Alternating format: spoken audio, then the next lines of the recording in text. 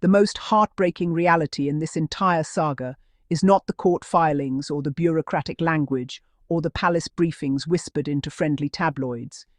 It is the simple and devastating truth that a son who lost his mother to a catastrophic failure of security now finds himself begging his own country for protection while his father sits on the throne of that same country and does nothing to shield him from the same dangers that once proved fatal. And when Prince Harry is forced to write personally to a government minister to appeal a decision denying him armed protection for himself, his wife, and his children while on British soil, the cruelty of that image cannot be softened by protocol or excuses, because this is not merely about status or privilege. It is about safety, history, and the refusal of an institution to learn from its own tragic past. And when credible reports suggest that the very body denying Harry protection was influenced by royal interests, the optics become not just ugly, but morally indefensible. Because how does a family that claims to honour the memory of Diana, Princess of Wales, reconcile actively resisting the security needs of her son when the lack of adequate protection was a central factor in her death? And how does a monarchy that endlessly speaks of duty and care justify a situation where a father appears indifferent to the security risks facing his grandchildren simply because their parents dared to step outside the rigid confines of royal control? Because let us be honest, this fight has never truly been about logistics or precedent. It has been about punishment. It has been about enforcing consequences for independence. And it has been about sending a message that leaving the firm comes at a cost, even if that cost includes exposing a family to credible threats.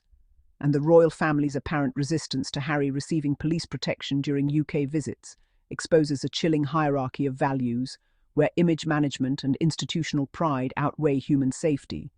And it forces the public to confront a deeply uncomfortable question. If the son of the king cannot be protected in his own country without legal warfare, what hope is there for accountability within this system? Because this is the same Prince Harry who served his country in active combat, who was trained as a soldier under the full awareness that he was a high-value target, who had credible threats issued against him by extremist groups, and who has lived under armed protection since childhood, precisely because the risks against him are not hypothetical but documented. And yet suddenly, the moment he steps back from royal duties, those risks are treated as if they evaporated overnight, as if the hatred, obsession, and fixation that certain segments of the public and press harbour toward him and his wife conveniently disappeared. And it is insulting to public intelligence to pretend otherwise, because the British tabloids that now scoff at his security concerns are the same tabloids that publish invasive stories, speculative hit pieces, and inflammatory headlines that fuel the very threats they then dismiss. And the royal family's silence in the face of this contradiction is deafening, because silence in this context is not neutrality, it is complicity. And when the palace allows narratives to circulate portraying Harry as paranoid or entitled for wanting protection for his children, it is engaging in a form of character assassination that echoes the treatment of his mother in the years leading up to her death, where her fears were mocked, her distress trivialized, and her warnings ignored until it was too late. And the idea that Prince Harry had to personally appeal to a government minister because the system failed him should be a national scandal. Because no private citizen should need to plead for basic safety, let alone someone whose life has been shaped by the violent consequences of security failures. And the suggestion that King Charles, directly or indirectly, influenced the decision-making process against his own son's protection casts a long shadow over claims of parental concern and reconciliation. Because influence does not require a written order. It requires only a culture of deference, a silent understanding of what outcomes are preferred.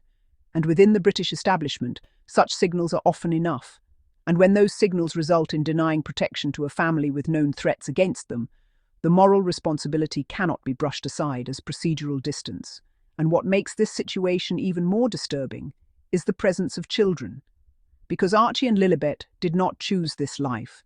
They did not choose royal politics, lawsuits, or institutional vendettas.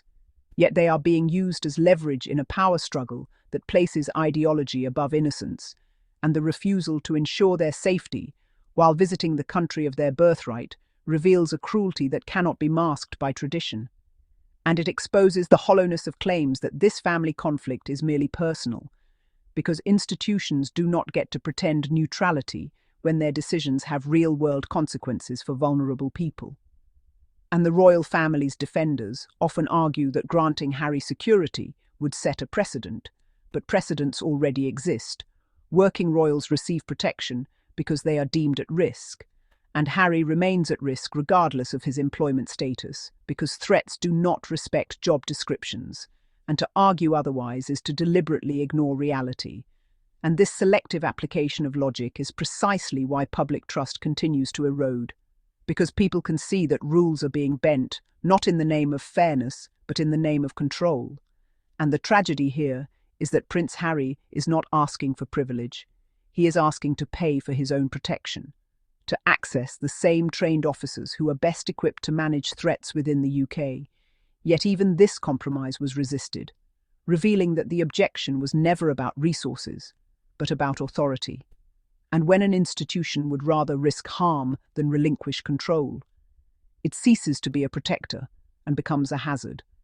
And the royal family's apparent willingness to let Harry face danger as a consequence of stepping away from royal duties mirrors a broader pattern of emotional punishment that has defined their response to dissent, because love within this system appears conditional, offered only to those who comply, and withdrawn from those who assert autonomy.